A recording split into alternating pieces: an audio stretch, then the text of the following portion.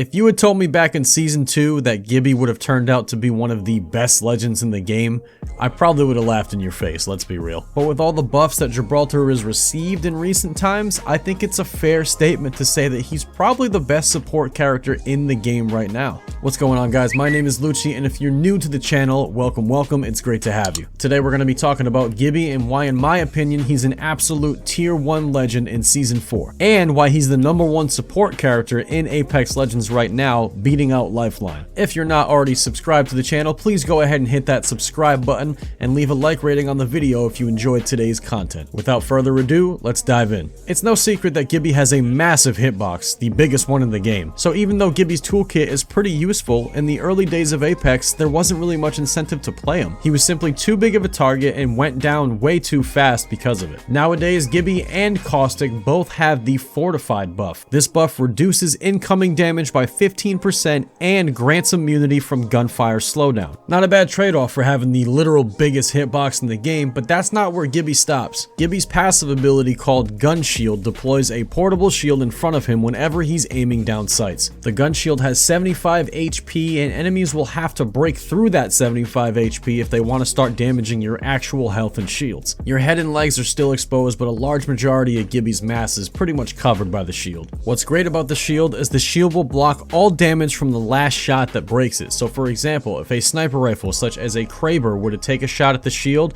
even though the shield only absorbs 75 damage and the Kraber shot will hit for more, you're still gonna eat all of that damage and break the shield and never touch your actual health, so it's great. Gibby's tactical ability, Dome of Protection, is where this legend really starts to outshine a legend like Lifeline in the ability to be a supportive role on the team. Dome of Protection throws down a dome shield that blocks attacks for 18 seconds when you're inside of it. Teammates inside of the dome use healing items 25% faster. That is the exact same passive buff that Lifeline has, but just for herself. So in the middle of a firefight, when you're trying to buy your teammates some time to not take damage anymore and heal up, Gibby wins over Lifeline. If your team gets caught out in the middle of the open with no cover, drop a dome shield. It'll probably save you and your teammates' lives. Throw one of the dome shields over a respawn beacon as you're respawning your dead teammate, guaranteeing them a safe entrance back onto the battlefield. There are literally endless opportunities to use this dome shield effectively, in comparison with Lifeline, where if you get caught out in the middle of the open, Lifeline's not going to be able to do really anything to protect you or your team. Now sure, Lifeline can revive people a little faster, and she has a shield in front of her while she does so. She can also drop a heal bot so you can save things like syringes and medkits for when it really matters. But when it comes down to being flat out useful in every gunfight in every situation, I just don't think it even comes close to comparison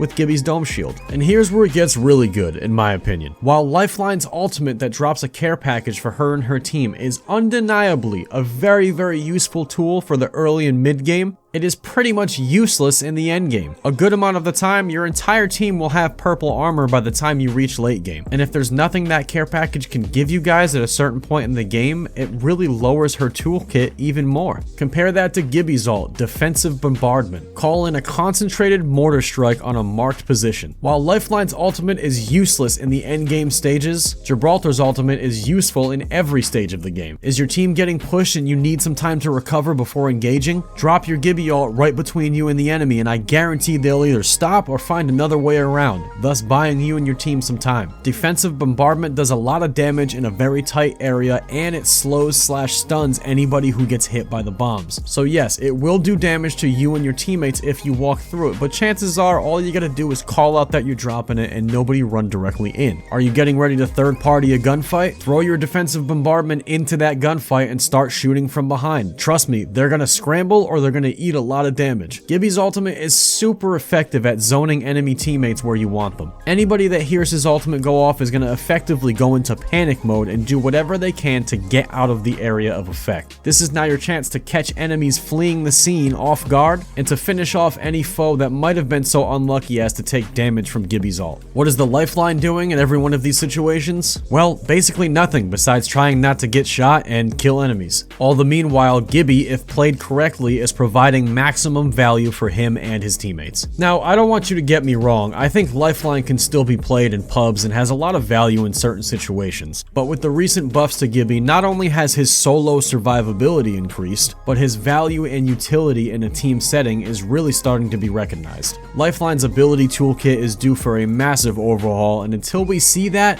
you guys are looking at the new king of support in Apex Legends, Gibraltar. Let me know down in the comments who you guys main in Apex Legends Season 4, and do you agree with me? Do you not agree with me? Do you still main Lifeline and that's your main character no matter what? Or do you see the value in Gibraltar now like me and many others have? Either way, I'd love to hear from you. Again, if you're not already subscribed to the channel, make sure you hit that sub button before you leave, as more videos will be dropping soon. Links to all of my social medias will be in the description below. I will be putting out a new video detailing Bloodhound and how he plays in Season 4, so be sure to be on the lookout for that, and as always, until next time, peace.